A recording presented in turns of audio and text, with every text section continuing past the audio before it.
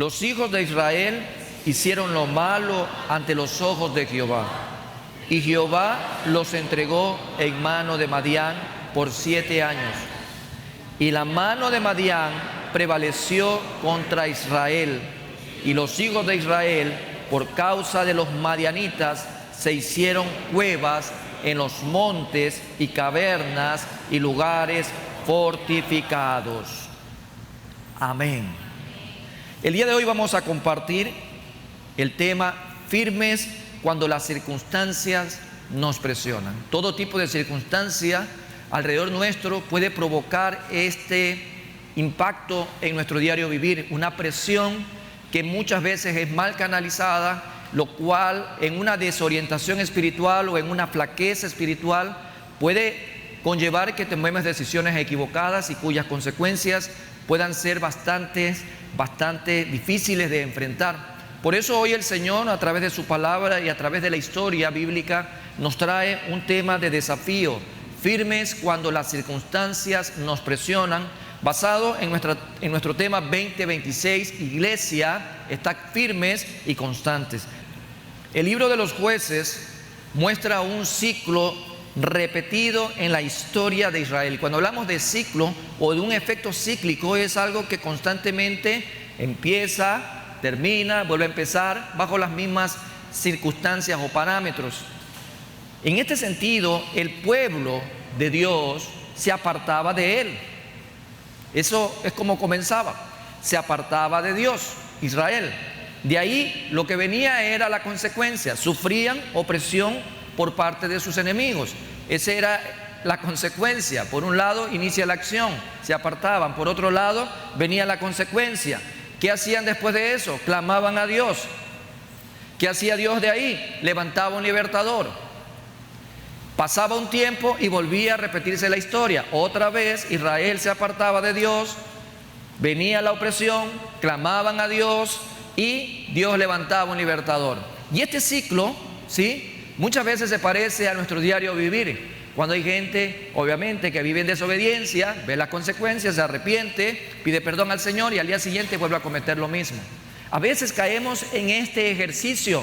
A veces nos admiramos al leer la historia y decimos: wow, qué increíble, cómo era Israel de rebelde, y no nos damos cuenta que muchas veces al leer la palabra del Señor, frente a estos casos, estamos delante de un espejo. A veces es nuestra propia historia la que estamos leyendo a través de lo que otros ya hicieron algún momento. En el capítulo 6 encontramos uno de los momentos más difíciles para Israel en base al tiempo de los jueces. Durante 7 años los madianitas oprimieron al pueblo. Pero un dato relevante, y antes de que se me pase por alto, de acuerdo a lo que dice el doctor Lucas, un historiador, ¿sí?, el que levanta la historia en el Nuevo Testamento, en el libro de Hechos, en el capítulo 13, versículo 20, hace la referencia de los 450 años que Israel repitió la historia. 450 años Israel estuvo viviendo de manera cíclica con el proceso que acabo de mencionar, hasta el último juez, que fue Samuel. Imagínense, 450 años repitiendo la misma historia vez tras vez. En ese sentido, en este caso puntual, en el capítulo 6, vemos acá la lectura que hicimos, que nos habla de 7 años donde los madianitas oprimieron al pueblo. Cada vez que los israelitas sembraban, ¿qué pasaba? Israel sembraba, esperaba cosechar, pero no ocurría eso. Venían los enemigos y destruían las cosechas y se llevaban a los animales. Eso también era cíclico. En este contexto, después de Débora, que fue una juez, y Barak, que fue otro de los jueces, la tierra tuvo 50 años de descanso. Y es interesante ese periodo de descanso que hubo. Un tiempo de paz, un tiempo de bonanza, un tiempo de bendición. Y a veces nosotros también nos encontramos en esa misma parte de nuestra historia.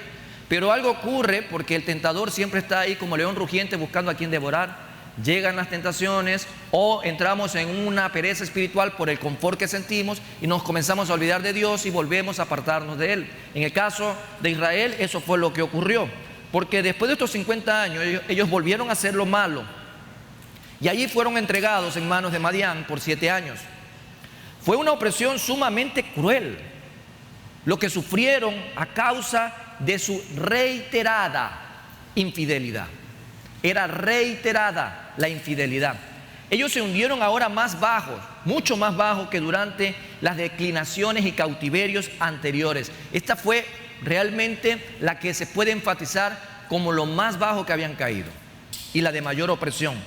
Fueron despojados de todo y muy empobrecidos a causa de su reiterada infidelidad. Los amalecitas, por otro lado, también aparecen en escena. Ellos vinieron e hicieron causa común, ¿sí? El enemigo de mi enemigo es mi amigo, más o menos así. Hicieron causa común con Madián en contra de Israel. La palabra Madián significa contienda en el hebreo. Madián es prototipo del mundo, de lo que nos rodea en nuestro diario vivir.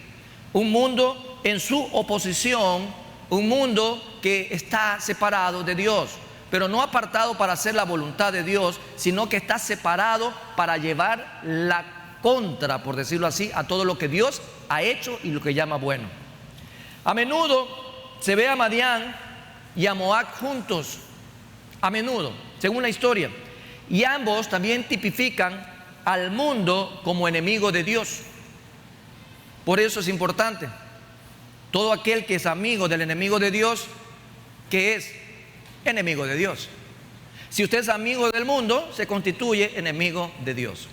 Y en este sentido, vemos acá que Madián y Moab también tipifican al mundo como enemigo de Dios. Por tanto, las tribus nómadas al oriente y al sur del Mar Muerto empezaron a presionar una y otra vez y a traspasar los límites del territorio de Israel, debido a la sequía en su tierra. Y eran condiciones geográficas también en ese tiempo, en ese momento. Todo lo que estaba ocurriendo venía como parte de un juicio de Dios para esta coyuntura que estaba experimentando Israel también. Los madianitas y los amalecitas se encontraban entre los pueblos beduinos del desierto y encontraron en la tierra prometida algo importante para ellos. La consecuencia fue devastadora para Israel. Pobreza, miedo y desesperación. Esos son tres aspectos que tuvo que experimentar de una manera como nunca antes, no como las anteriores. Esta era una vez única, de acuerdo al relato histórico hasta ese momento, que enfrentaba Israel.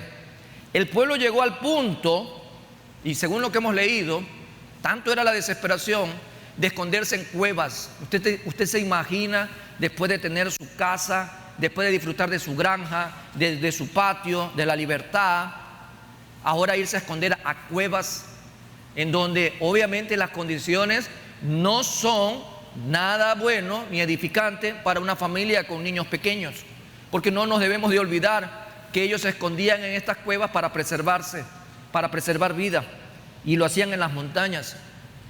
Este pasaje también nos enseña una realidad espiritual muy importante. Cuando el pueblo de Dios pierde firmeza en su relación con Él, su vida comienza a debilitarse en muchas áreas. En muchas áreas. Y lo vuelvo a repetir para que nos quede claro. Cuando el pueblo de Dios pierde firmeza en su relación con Él, su vida comienza a debilitarse en muchas áreas.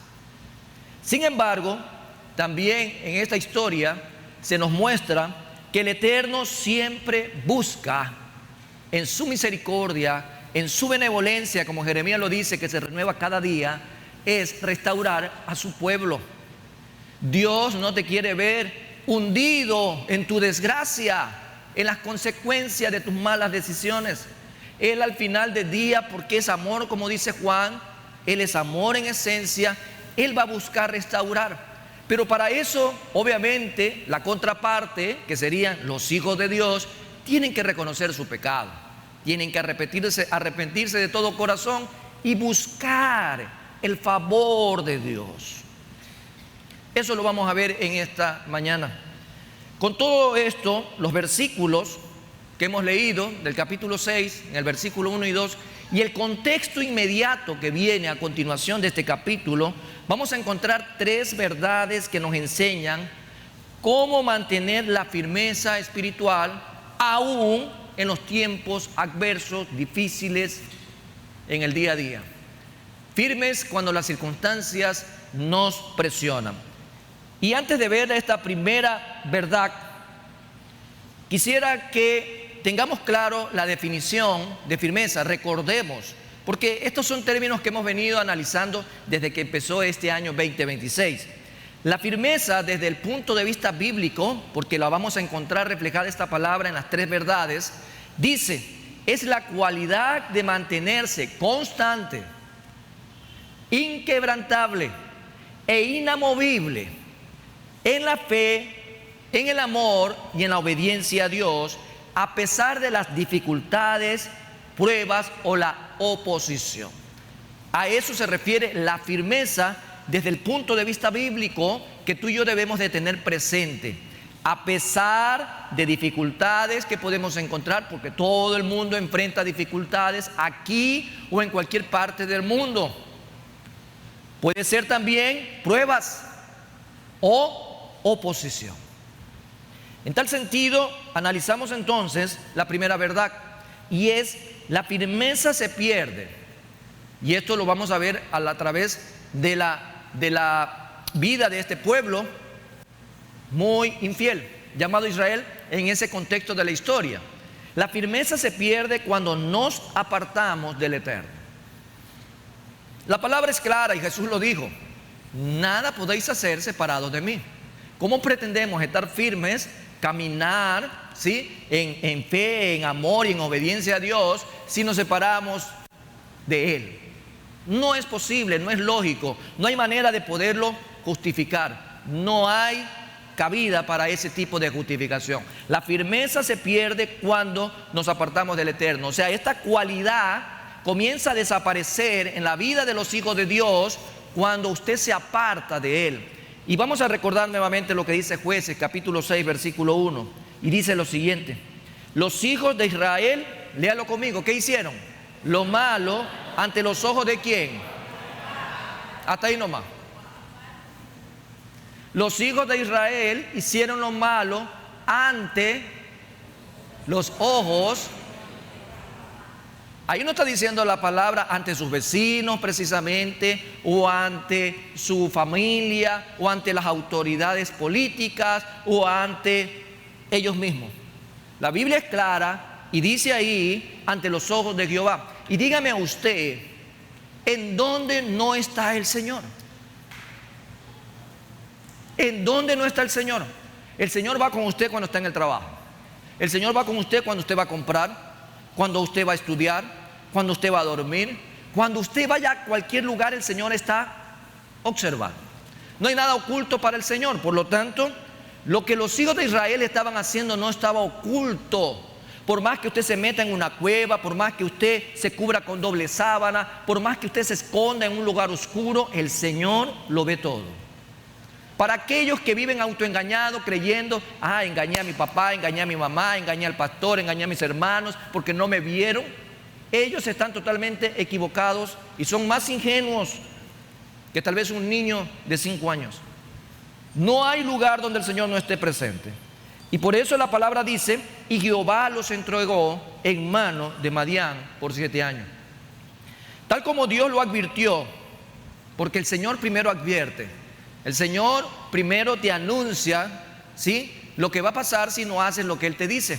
Tal como el Señor lo advirtió, su pueblo Israel había sido influenciado por las naciones paganas, por los amigos, por los vecinos, por los compañeros de trabajo, por los familiares que no son cristianos. Ellos habían influenciado, en este caso, a Israel, las naciones paganas, que eran los que los rodeaban. Hicieron lo malo ante sus ojos y fueron sometidos, por tanto, a servidumbre, situación de la cual ya fueron librados en el pasado, porque acuérdense que estamos hablando de un tema cíclico, de algo que comenzaba, terminaba y volvía a empezar por la reiterada infidelidad de este pueblo. La instrucción que el Eterno nos da a todos nosotros, a su pueblo, dice: es para nuestro beneficio. Dios a través de su palabra siempre a usted lo va a instruir con el único propósito de que le vaya bien, de que usted sea un hombre bendecido. Desde el Antiguo Testamento el Señor dejó instrucción: si usted hace lo que Dios ha pedido, le va a ir bien, va a ser bendecido. Pero si usted hace lo contrario, usted va a ser maldecido, todo va a ser negativo. Entonces el Señor deja instrucción con esa finalidad, para que nuestro beneficio sea real delante de los ojos de Él y delante de sus ojos. Y cuando nos reprende, también lo hace por amor, anhelando que volvamos a Él, que estemos delante de Él haciendo su voluntad como buen Padre. Vamos a Hebreos capítulo 12, versículos 5, 6 y versículo 9, nos dice lo siguiente: y habéis ya olvidado la exhortación que como a hijos se os dirige, diciendo: hijo mío, no menosprecies la disciplina del Señor, ni desmayéis cuando eres reprendido por Él. Porque el Señor al que ama disciplina y azota a todo el que recibe por hijo. Es lo que el Señor estaba haciendo cada vez que Israel comenzaba a hacer nuevamente todo lo que Dios le había prohibido que haga. Entonces aquí había también un tema cíclico. La opresión que llegaba como consecuencia de las decisiones equivocadas de Israel venían de parte del Señor. Era el Señor levantando a un pueblo que se vaya en contra de Israel, con la finalidad de que vea cuál era Israel el castigo que estaba recibiendo. Versículo 9 dice: por otra parte, tuvimos a nuestros padres terrenales que nos disciplinaban y los venerábamos. ¿Por qué no obedeceremos mucho mejor al Padre de los Espíritus y viviremos? Si la gente se le hace fácil, porque obviamente todo padre normalmente en esta parte del mundo siempre ha tenido el mejor psicólogo en su casa. Un psicólogo que no costaba en mi tiempo no más allá tal vez de 100 sucres. No sé ahora, creo que valen $5 y se los conoce como San Martín, ¿ya? Y lo ponían en una pared y la gente ya sabía que eso era, ¿sí?, un llamado a que te portes bien. Y los hijos respetaban a sus padres, los honraban a sus padres, amaban a sus padres, se sujetaban a sus padres, ¿no? Ahora imagínense lo que el Señor nos ha dejado, un recordatorio constante y permanente a través de la palabra. Si usted lee la palabra, pues usted todos los días sabe lo que tiene que hacer, lo bueno que tiene que hacer, lo correcto que tiene que hacer, pero también sabe que si hace lo incorrecto, ya está ahí anunciado qué es lo que va a venir. Es así como funciona. Los madianitas vieron que Israel tenía buenas cosechas. En el contexto histórico vemos que Israel se esforzaba obviamente por vivir bien, cómodamente, sembraban, daban su tiempo, hicieron lo correcto como buenos agricultores. ¿Y qué es lo que hizo el enemigo? Porque obviamente ya el Señor los había levantado en virtud de la desobediencia para que vayan y saqueen, para que se lleven todo, para que hagan sentir y remecer a este pueblo desobediente. Y lo que vemos acá es que como a ellos, en este caso a los madianitas, les faltaba el grano y víveres para ellos mismos y para sus animales, ellos decidieron entonces, obviamente, llevados por parte de un juicio que venía de Dios para Israel, ellos fueron llevados a tomar lo que no les pertenecía. El esfuerzo de Israel se venía abajo siempre. Los israelitas salían hacia los montes, refugiándose en las cavernas, dice la historia, en las cuevas, y venían y ellos veían precisamente porque preservaban sus vidas. Y desde lejos en las montañas lograban ver cómo venían estos madianitas y se llevaban todo. Saqueaban todo, se llevaban todo. Tiene que haber sido realmente algo muy difícil de sobrellevar en ese momento de parte de Israel, al ver que el pueblo enemigo, ellos se sentían impotentes, no podían hacer nada en contra de ese pueblo y se llevaban todo lo que ellos habían sembrado. El pecado de Israel hizo que todo su trabajo duro fuera infructuoso. Todo lo que producían, su ganado, era robado después de que tenían trabajo, ¿sí?, el trabajo que habían hecho, que era duro, para que rindiera fruto. Todo lo que su esfuerzo físico, intelectual, ese esfuerzo humano, ese esfuerzo social, todo se venía abajo a causa del pecado. El pecado hace esto en la vida de una persona, nos roba aquello en lo que trabajamos duro de obtener. Familias han sido destruidas por el pecado. por las drogas, por el alcohol, por el adulterio, dejando a su paso un torbellino de vidas realmente fracturadas por el dolor. Eso es el pecado, sin rumbo cierto, incluso con temor y con inseguridad. Todo eso hace el pecado. Viene y se te lleva todo, básicamente. Israel se había alejado de su Dios. Israel se había alejado de Jehová. Israel no sentía la presencia del Señor. Hay muchos motivos que pueden distanciarnos de Dios. Muchos. Nuestro acusador siempre va a estar ahí. Y nos comenzamos a enfriar, porque es fácil enfriar la vida espiritual de una persona. Es fácil enfriarse. Cuando no hay realmente una verdadera relación con el Señor, sino una religión, es fácil enfriarse. Porque la religión comienza a dejarse llevar por dogmas, por cumplimiento de actividades, por simplemente hacer un checklist de las cosas que cree que viene haciendo, y eso lo justifican delante de Dios. Pues la relación a través de Jesucristo con el Padre no funciona así. Es una relación, una convivencia, es un día a día, es saber una dependencia total, es saber que día a día sin Él sentimos aflicción. Entonces, es importante saber de que hay muchas cosas que a nuestro alrededor nos pueden alejar de Dios. Deje de leer la Biblia un día, una semana, un mes, y verá cómo usted comienza poco a poco a alejarse. Deje de congregarse, deje de orar, deje de estudiar la Biblia, deje de ayunar, deje de hacer tantas cosas, deje de hablar a otros de Cristo. Por ejemplo, ayer el espacio evangelismo es una fiesta acá. Ayuno y evangelismo es realmente una verdadera fiesta. Por lo tanto, usted, si no está en las cosas del reino de los cielos, ¿en dónde está invirtiendo su tiempo, su vida y sus talentos? El pecado no confesado, las mentiras que hoy en día están justificadas porque son blancas, dice. Mentira es pecado y pecado es muerte, punto. Mucha gente tiene pecados no confesados e incluso faltas dentro del matrimonio.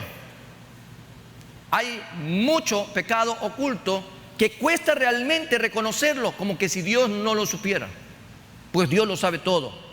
En medio de todo esto, debemos de tener presente que todo tipo de pecado oculto va a dañar nuestra comunión, y lo que va a hacer es zanjar una brecha espiritual entre nosotros y Dios, porque Dios no comulga con el pecado. En el libro de Jueces entonces vemos cómo Israel pecaba y se apartaba de Dios, descuidaban su altar, su relación con el Señor, porque durante esos 50 años de paz eso fue lo que ocurrió. En vez de buscar de Dios, ellos comenzaron a enfriarse y a apartarse. Cuando en ocasiones nos enredamos en los deleites de este mundo, Dios hace que experimentemos realmente una sensación de distancia de Él. Es que Él no puede admitir el pecado en nuestras vidas. Veamos qué dice Hebreos ahora, capítulo 10, versículo 26 al 31. Porque si pecáramos voluntariamente después de haber recibido el conocimiento de la verdad, dice ahí la palabra, ya no queda más sacrificio por los pecados, sino una horrenda expectación de juicio y de hervor de fuego que ha de devorar a los adversarios. El que viola la ley de Moisés por el testimonio de 2 o 3 testigos muere irreversiblemente. Y está haciendo el autor del libro de Hebreos recordándole lo que antes pasaba en la ley. Pero mire lo que dice el versículo 29. ¿Cuánto mayor castigo pensáis que merecerá el que pisoteare al Hijo de Dios y tuviere por inmunda esa sangre, la sangre preciosa de Jesús derramada en la cruz del Calvario, por ti y por mí? Y es claro ahí, dice, y tuviere por inmunda la sangre del pacto en la cual fue santificado e hiciere afrente al Espíritu de gracia. Pues conocemos al que dijo, mía es la venganza, yo daré el pago, dice el Señor. Y otra vez el Señor juzgará a su pueblo.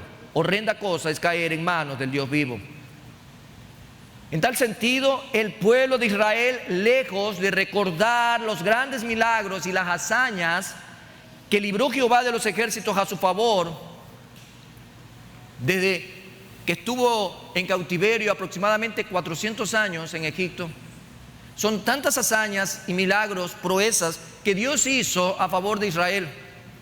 Y lejos de Israel de hacer conciencia y recordar, traer a la memoria todo lo que el Señor había hecho, como para nosotros cuando tenemos el tiempo en la cena del Señor, de hacer memoria de lo que Jesús padeció en su cuerpo, de lo que representa la sangre del nuevo pacto. Es mirar hacia atrás y mirar todo lo que el Señor ha hecho por nosotros. Pero Israel, lejos de realmente recordar estos milagros, ellos siguieron rindiendo culto porque estaban influenciados por los pueblos vecinos, por esos pueblos paganos. Ellos estaban elevando el culto a Baal y no respetaban la santidad de Dios, no respetaron el amor que Dios tenía por Israel. Ellos no respetaron en ningún momento al Señor. Ese fue el motivo por el cual Dios Padre, el eterno y soberano Dios, permitió que Israel pasara este tiempo de adversidad. Entonces la firmeza va a debilitarse, va a perderse. Realmente se pierde todo tipo de constancia, de habilidad para caminar, ¿sí?, obedeciendo al Señor. Si nosotros nos alejamos de Dios, como lo vemos acá en el tiempo de Israel, pues nada bueno va a venir. Esa es una primera verdad que hay que tomarla el día de hoy y saber si en esta contrastación que hacemos de nuestra vida con lo que el Señor habla, tal vez estemos viviendo en esta verdad. Pero hay otras verdades que hay que compartir en esta mañana.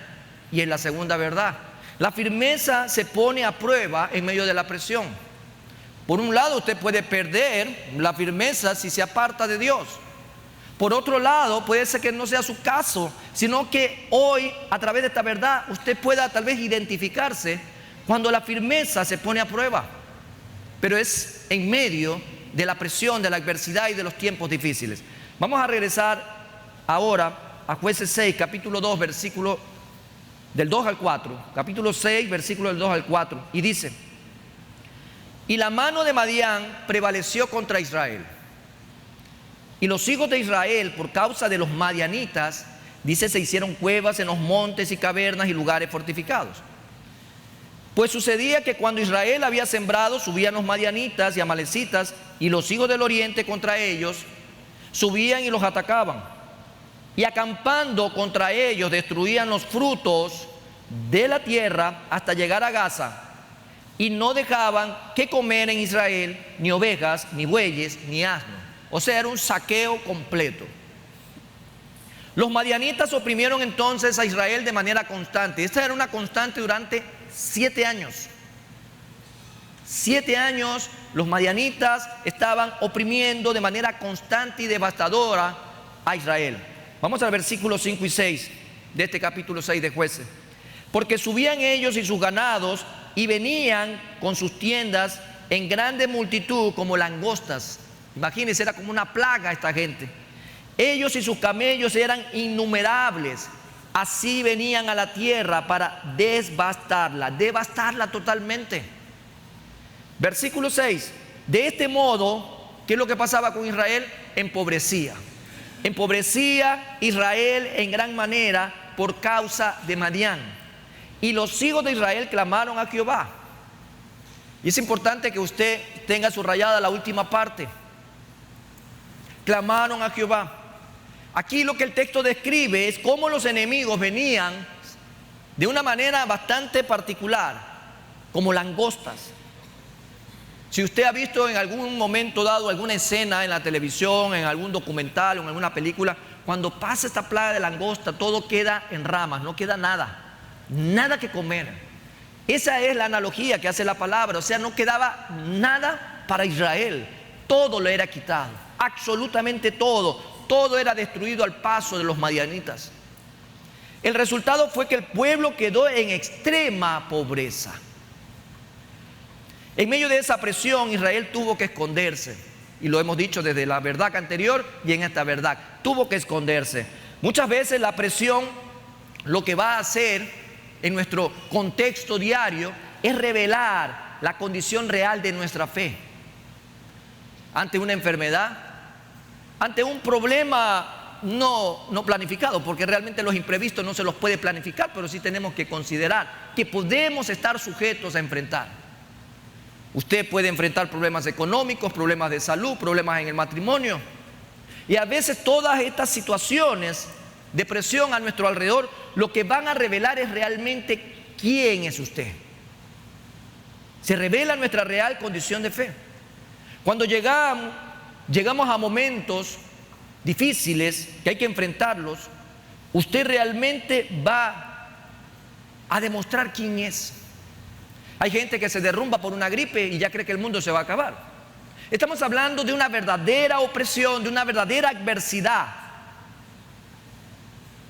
Nuestra firmeza espiritual es probada.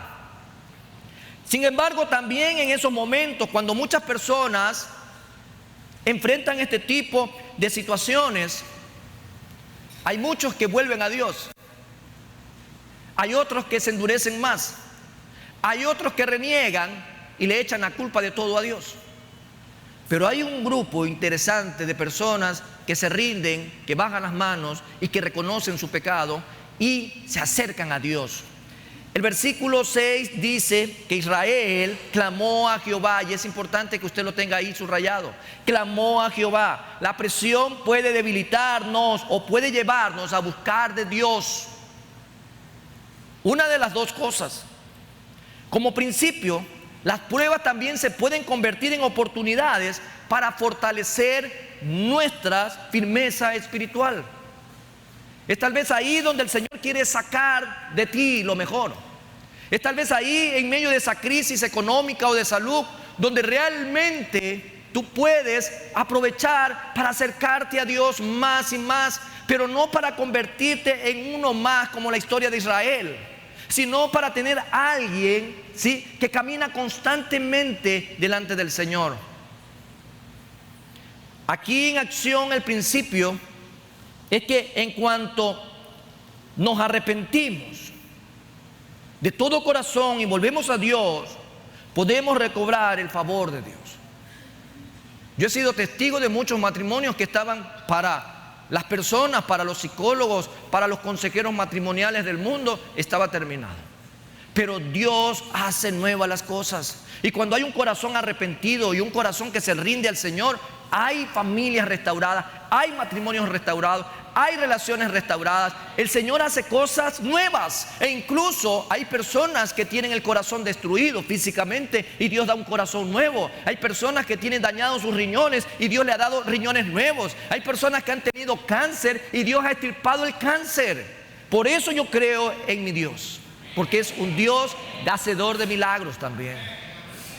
Cuando reconocemos nuestros errores, entonces, ¿qué debemos de hacer? Lo contrario a lo que hace un boxeador. El cristiano cae de rodillas y se rinde ante Dios y comienza a clamar ante el Padre Celestial, reconociendo y acordándonos lo que Jesús ya nos había advertido, que separados de Él nada podemos hacer. Nada podemos hacer separados de Dios. No hay nada bueno para el joven, no hay nada bueno fuera de Dios. Para el adolescente no hay nada bueno fuera de Dios. Para el adulto no hay nada bueno fuera de Dios. Para ninguna familia que cambie a Dios por la basura de este mundo, no hay nada bueno. Nada bueno. Solo en Dios vamos a encontrar beneficios. Y hablo desde lo más importante, desde lo espiritual. Porque el Señor es claro: mas buscad primeramente el reino de Dios y su justicia, pues yo me voy a encargar del resto, dice el Señor. Así como yo les presento a los pájaros, a los lirios o a las hierbas, yo les daré todo lo que necesitan. Si es comida, si es vestido. El Señor no es deudor de nadie. En ese sentido, el Señor lo que va a hacer es restaurar. Si reconocemos de rodillas que sin Él no somos nada. Él no viene en respuesta a una queja. Hay gente que se pasa quejando. Muchos cristianos se quejan y se quejan por todo. Y eso realmente es bastante triste, pues la queja no es buena. Eso suena a ingratitud. Eso suena a desconfiar realmente que Dios es el soberano y que Él tiene un propósito grande para tu vida en esta tierra. Eso suena a dudar. Eso suena a que realmente nos hemos olvidado de todo lo que Dios nos ha enseñado en su palabra. El Señor jamás entonces va a venir delante de ti con una respuesta porque te estés quejando. El Señor va a acudir a tu llamado, el Señor va a acudir a atender tu necesidad, siempre y cuando nuestros corazones hayan sido humillados y quebrantados delante de Él. Un corazón que reconoce, un corazón que sabe realmente cuál es su puesto en medio de todo este hermoso momento en la presencia del Señor. Dice Primera de Juan 1:9, si confesamos nuestros pecados, de ahí debe partir todo. De ahí parte todo. Confesar nuestros pecados, esos pecados ocultos, esos pecados que hoy nadie quiere señalar, esos pecados que en muchos lugares no se hablan, porque para muchos, ya en una distorsión bíblica, dicen que ya Jesús pagó el precio por los pecados y que tú puedes vivir como tú quieras. Y eso realmente es una aberración bíblica. Estamos en esta carne y estamos en esta naturaleza aún también adámica, y mientras estemos acá estamos sujetos a caer en pecado. Pero el Señor dice: confiésalos. ¿Y por qué? Porque el atributo viene enseguida. Él es fiel y justo para perdonar nuestros pecados y limpiarnos de toda maldad. Entonces hay que reconocer nuestro pecado delante de Dios. Reconocemos nuestro pecado porque vemos que sus atributos es que Él es fiel y Él no se puede negar a sí mismo. También es justo porque sabe que Jesús en la cruz nos justificó. Pero estamos acá poniendo un ejercicio que no debe de ser cíclico, por la misma razón como Israel lo estaba haciendo, y que en este caso estos 7 años realmente fueron bastante difíciles. Estamos hablando de caer en pecado, si aplicamos lo que Juan está diciendo, pero no volver a cometer el mismo pecado. Porque si usted es mentiroso, si a usted le gusta tomar lo que no es suyo, si de repente a usted le gusta copiar en el examen, si de repente a usted le gusta distorsionar la historia y hablar mal del prójimo, y usted se arrepiente de todo corazón, no va a acercarse mañana por lo mismo. Porque en teoría la palabra de Dios es clara. Debemos de dar frutos que glorifiquen a Dios. La mentira en su vida no glorifica para nada a Dios. El que usted esté copiando o el que esté tomando o hurtando cosas que no son suyas no glorifican a Dios. El que usted esté hablando de más de las personas no glorifican a Dios. El que usted solo se esté quejando, eso no glorifica a Dios. E incluso el salmista David también nos trae algo consecuente respecto a este texto que Juan nos invita a mirar. Y dice Salmo 51:17: a los sacrificios de Dios son el espíritu quebrantado. Si me acerco a Dios, me acerco con un espíritu quebrantado. Y dice ahí la palabra: al corazón contrito y humillado, a ese tipo de corazón, dice la palabra, no despreciarás tú, oh Dios. Israel se volvió a Dios. Y aquí es importante también ver algo. Cuando Israel se vuelve a Dios, cosa que no deberíamos nosotros de hacer, debemos de aprender. Porque el sabio, una cosa que es importante diferenciar entre inteligente y sabio: el inteligente aprende de sus errores, pero el sabio aprende de los errores de los demás. Y el Señor dice que el que no tiene sabiduría, que se la pida a Él, que Él da en abundancia y sin reproche. En la sabiduría que Dios nos revela en este día es para que aprendamos de los errores de Israel y no los cometamos. Israel va delante de Dios y ve a Dios como el último de los recursos, no como la primera opción. Si usted viene siguiendo esta historia, se va a dar cuenta de lo que le digo. Israel fue realmente muy difícil hasta el final.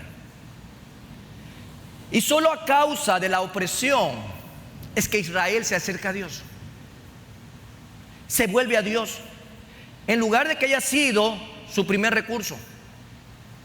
Hay gente que se queda sin trabajo, hay gente que le hace falta dinero y lo primero que hace es ir a gastar más dinero en lotería.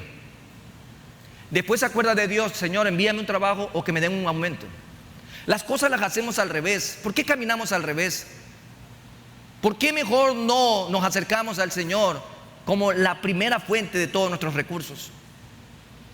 Dice Proverbios 3, versículos 5 al 7: fíjate de Jehová de todo tu corazón y no te apoyes en tu propia prudencia. Reconócelo en todos tus caminos y Él enderezará tus veredas. No seas sabio en tu propia opinión, pues ahí está la recomendación: teme a Jehová y apártate del mal. Apartarnos de todo aquello realmente que a nuestra vida le puede hacer mal. El problema principal con Israel era que su fe en Dios estaba fundada no en el amor y la gratitud al Señor de señores y Rey de reyes, sino en los deseos y en las ambiciones egocéntricas. Como no encontraron otra salida, se acordaron entonces de Dios para que les ayude frente a esta situación. Buscaban a Dios solo en momentos de crisis. Perdió el trabajo, buscan de Dios, aparecen en la iglesia. Tienen problemas de matrimonio, porque antes no iban con la esposa ni con el esposo a la iglesia, pero se pierde el matrimonio, entonces ahí sí buscan de Dios. El Señor no quiere este tipo de ejercicio para nosotros como iglesia. El Señor dice, mas buscar primeramente el reino de Dios. Todo tiene que ser primero en nuestra vida el Señor. Israel entonces buscó a Dios en momentos de crisis, solo cuando necesitó la ayuda de Dios. Pero cuando las cosas van bien, durante esos 50 años, ellos se fueron enfriando porque se estaban alejando de las cosas de Dios. Mi pregunta es para nosotros, ¿qué tipo de fe poseemos entonces, tú y yo, como hijos de Dios en este nuevo pacto? ¿Qué tipo de fe entonces? ¿Seguimos al Señor porque de veras le amamos y estamos dispuestos a amar a Dios sobre todas las cosas, con toda nuestra mente, con toda nuestra fuerza, con toda nuestra energía? ¿O solamente porque reconocemos lo que Él es? ¿O por lo que Él ha hecho en nuestras vidas? ¿O por darnos una salvación tan grande a través de haber entregado la vida de su unigénito Hijo? Son tantas preguntas que pueden descomponerse de este interrogante. ¿Qué tipo de fe al final tenemos? ¿Tenemos clara cuál es nuestra identidad ahora? Somos hijos por adopción. Jesús, ¿sí?, nos hace coherederos con Él. Si tenemos clara entonces nuestra postura y nuestra identidad, lo primero que hace un hijo es buscar de su padre. Buscar de su padre. ¿O solo vamos a servir primordialmente por lo que recibimos de Él? Señor, si tú haces que este negocio salga, bien. Si haces que me aumenten el sueldo, bien, ahí te busco. Si haces que mi matrimonio funcione bien, ahí te busco. ¿Acaso entonces lo que Jesús hizo en la cruz del Calvario no vale nada? ¿Acaso entonces todo lo que Jesús padeció en su cuerpo, en esa cruz, derramando hasta la última gota de sangre para remisión de nuestros pecados, no sirve de nada? ¿Eso no es acaso lo más valioso que el Señor nos ha dado? Haber dado a su unigénito Hijo en la cruz del Calvario. Tenemos entonces, amados hermanos, algo delante de nosotros para tomar decisiones. Debemos pedir a nuestro Dios realmente que fortalezca nuestra fe. Que fortalezca nuestra fe. Que no seamos como este pueblo que clama en la última de las instancias. Que seamos realmente verdaderos hijos de Él. Que nos arrepintamos de nuestros pecados y busquemos delante del Señor, misericordioso y bondadoso, porque Él tiene grandes cosas para nosotros. Si estás experimentando una etapa realmente donde está siendo puesta a prueba tu firmeza, esa cualidad que tú y yo debemos de tener para caminar constantemente, ¿sí?, delante del Señor, obedeciéndole a Él en fe y en obediencia. Si estamos nosotros enfrente a esta realidad, entonces acudamos al Señor. No esperemos llegar a la situación que llegó Israel en esa época. Busquemos del Señor con un corazón contrito y humillado. No posterguemos más. El Señor está esperándonos con brazos abiertos. Una tercera verdad es que la firmeza se restaura. Pero es importante cuando escuchamos la voz del Eterno. La fe viene por el oír. ¿El oír qué cosa? La palabra de Dios. Entonces, ¿dónde vamos a escuchar la voz del eterno y soberano Dios? Pero algo más, y es interesante, Santiago lo decía, no solo ser oidores. Hay gente que le gusta oír. El Señor dice ser hacedores de mi palabra. En respuesta al clamor de Israel hacia el eterno y soberano Dios, porque si Dios, dice la palabra, si tú clamas, yo responderé. Eso es lo que Jeremías nos decía, ¿no? Y nos dice a través de Jeremías 33. Aquí entonces va a haber una respuesta. Dios siempre escucha. Dice que su oído está inclinado, está atento al clamor de los justos. Y como Él escucha, porque no es de palo, porque Él ve, porque también Él no es de palo, Él es un Dios vivo, el Dios único y verdadero. En ese sentido, Él responde ante el clamor. Y el versículo 7 lo dice: y cuando los hijos de Israel, en Jueces 6, clamaron a Jehová,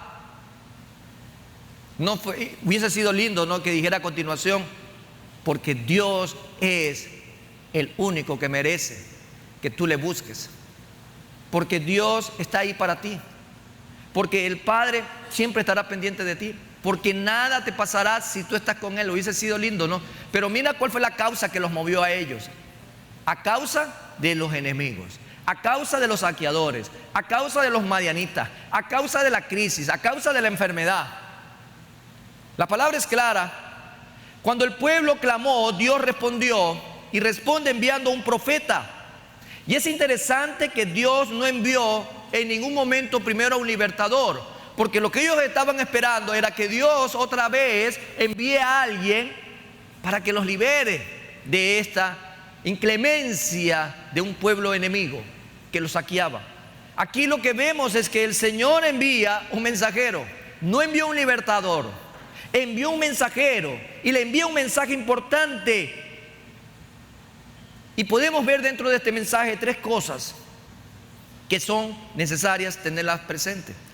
Envió entonces un profeta. Vamos al número 8 de Jueces 6. En la primera parte dice: Jehová envió a los hijos de Israel un varón profeta, el cual les dijo: así ha dicho Jehová, Dios de Israel. El pueblo entonces clamó al Señor, y el Señor les envió un profeta. El libertador que buscaban ante el clamor que habían hecho delante de Dios se queda en pausa. No va a ir todavía quien nos va a libertar. Vamos a hacer un paréntesis. No va a llegar. No va a llegar todavía. Vamos a retenerlo por un tiempo.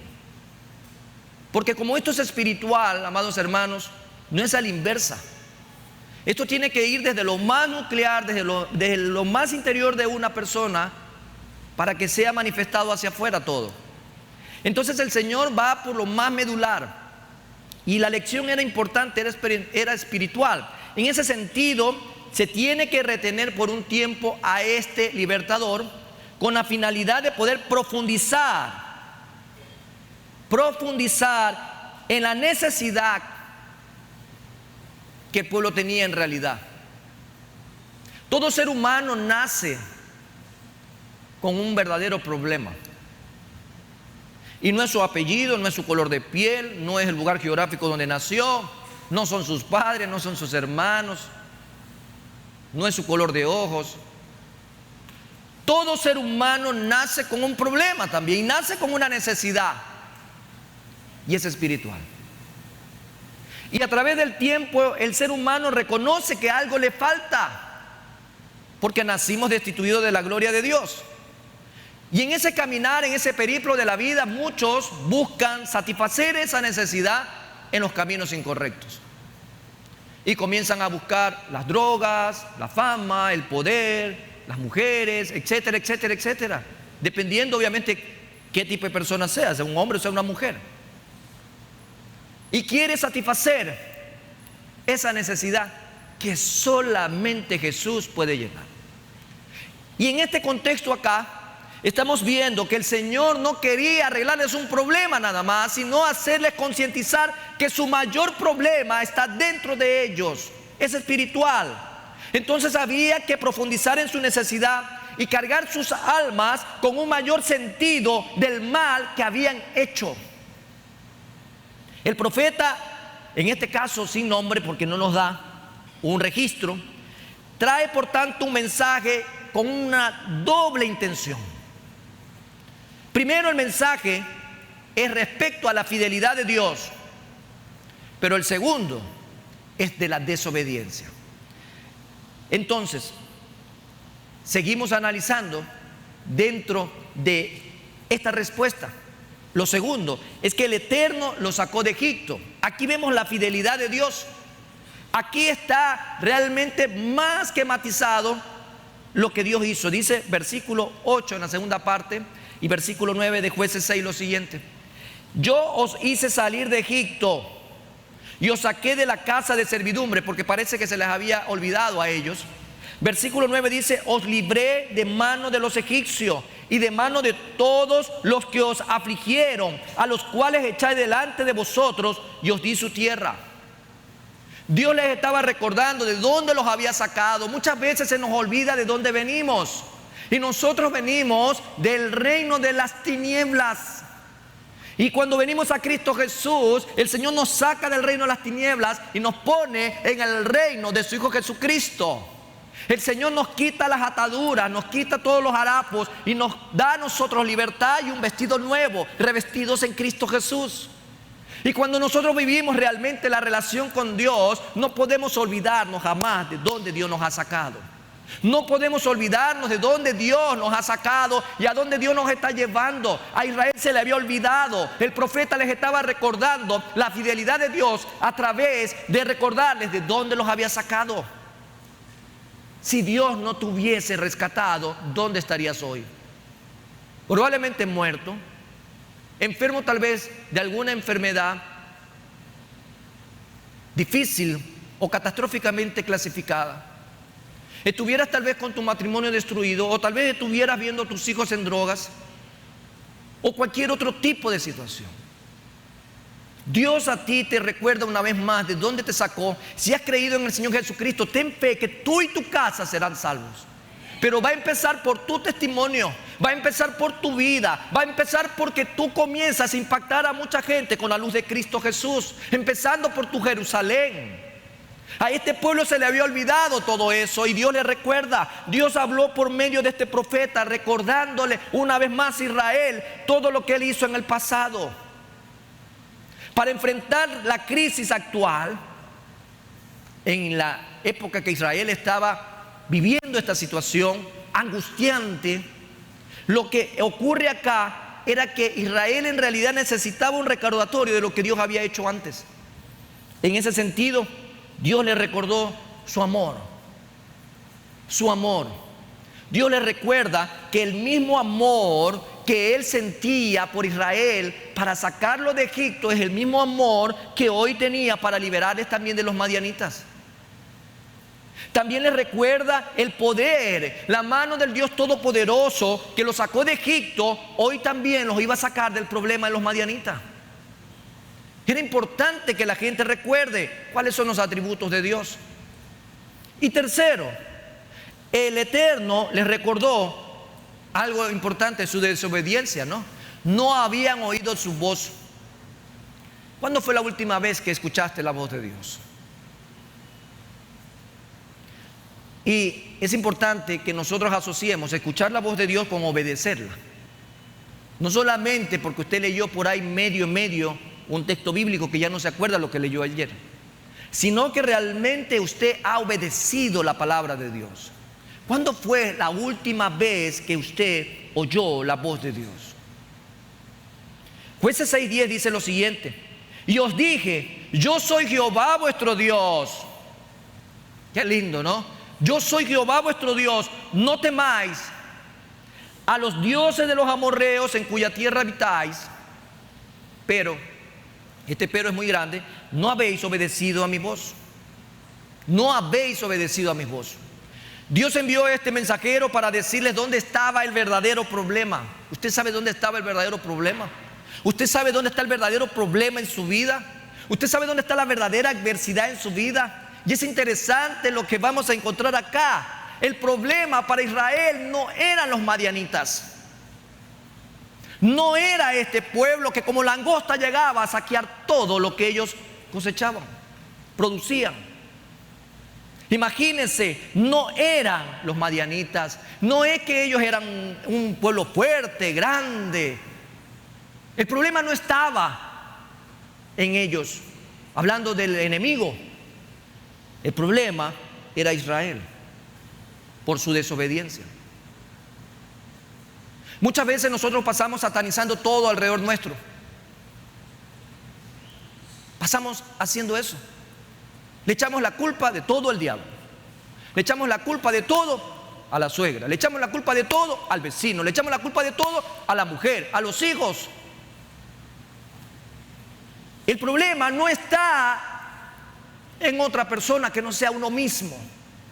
El problema está en que si yo no estoy obedeciendo la voz de Dios, el problema está en mí, radica en mí. Todo lo que enfrento es por decisión de haberme alejado de la voz de Dios. Israel pensaba que el problema eran los madianitas, pero el verdadero problema estaba en ellos, en Israel. Y esa es la parte de la naturaleza humana, en culpar a todos. Acuérdense en el inicio, ¿quién echó la culpa a quién? Adán dijo la mujer dijo la serpiente, y la serpiente no tenía a quien echarle la culpa. Pero si la serpiente hubiese tenido también a alguien, probablemente le hubiese echado la culpa. Todo el mundo le echa la culpa a alguien de su desgracia, de su dolor, de su sufrimiento. Si usted está atravesando una situación compleja en su vida, revise. Pablo dice, examínese, mire hacia adentro. ¿Cómo está su corazón el día de hoy? El mensaje del profeta también muestra que cuando Israel clamó a Jehová, ellos no entendían que ellos eran el problema. Dice, Señor, líbranos de este enemigo, el problema está ahí, el problema está que vienen y nos saquean. Ellos no miraron hacia adentro. Y el mensaje tenía un propósito: llevar al pueblo al arrepentimiento, llevar al pueblo para que a través del arrepentimiento pueda su relación con el Padre ser restaurada. La verdadera restauración espiritual solo comienza cuando el pueblo de Dios vuelve a escuchar la voz del Señor y decide obedecerle. Ahí comienza una verdadera restauración espiritual para seguir caminando con esa firmeza. Si usted tiene problemas hoy en su matrimonio, si hoy usted tiene problemas de salud, de trabajo, si hoy tienen problemas, adversidades, situaciones complejas, comience a mirar hacia adentro. El Señor le va a escuchar. El Señor quiere que primero comiences revisando tu estado espiritual. Por eso el Señor, porque era fácil mandar a un libertador. Bueno, mi pueblo clamó, ya le voy a mandar un libertador. El Padre quería una verdadera restauración espiritual de este pueblo, como también la requiere el día de hoy para ti y para mí.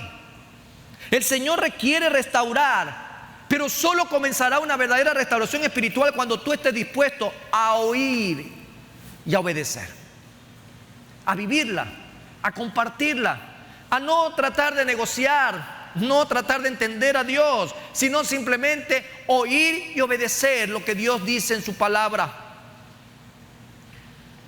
La firmeza espiritual no depende solo de pedir ayuda a Dios, sino de volver a caminar en obediencia. Dice Oseas 5:15, andaré y volveré a mi lugar hasta que reconozcan su pecado y busquen mi rostro. Qué interesante. En su angustia me buscarán. ¿Por qué esperar ese momento? Si hoy nos podemos levantar delante del Señor y ponernos a cuenta con Él.